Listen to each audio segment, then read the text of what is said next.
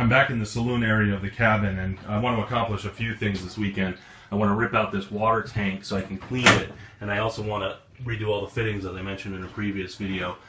But I'm also going to be redoing the entire sole of the cabin, all this old flooring, so I'll be pulling that out as well. This wooden brace for the tank isn't screwed into anything. You can actually just slide it out.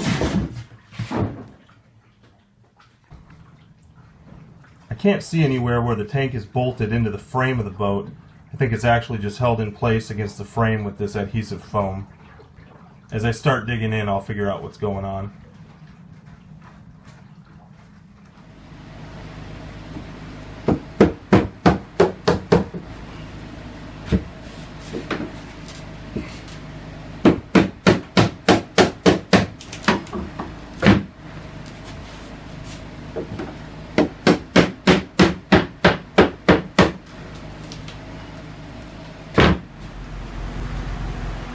This floorboard's coming up pretty easily. It's in one big piece. It's starting to get jammed up in a few spots, so I'm probably going to pull out my jigsaw and start cutting it into smaller pieces.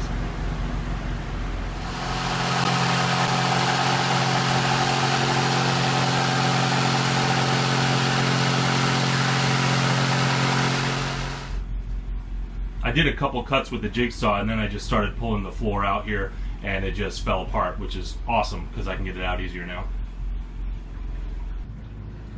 So I finished pulling up all the floorboards. You can see that I broke them into smaller pieces to get them off the boat, and I'm left with these bilge compartments below here. So I'll get these cleaned out and put in some bilge paint eventually, and then start reflooring this area. So after I pulled out those floorboards, it's a little easier to see how the tank, the water tank, looks to be attached by this foam to the frame. And I've kind of come to the decision that there's really no reason to pull the tanks out to clean them. I can clean them with a diluted bleach solution.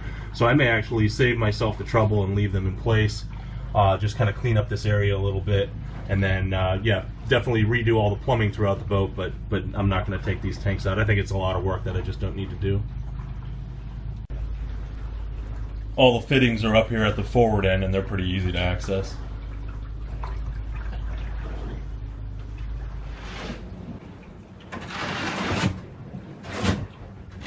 That sound you hear is a diver down below cleaning the hull.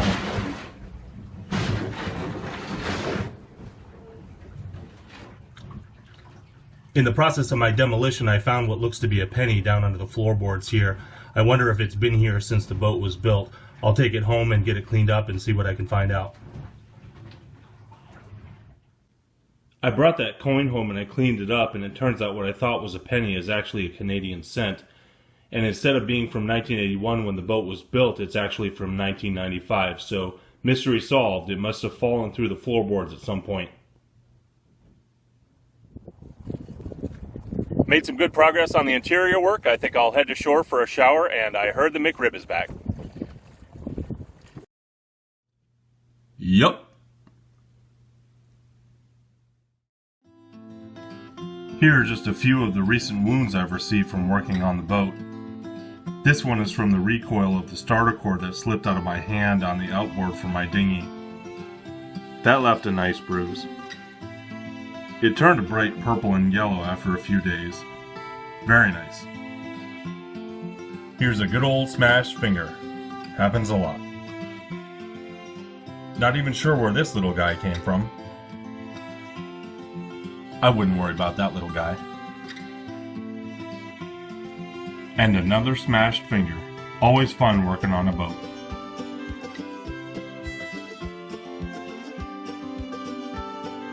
Make sure to subscribe to my channel for more updates on my Hunter 54 Moxie.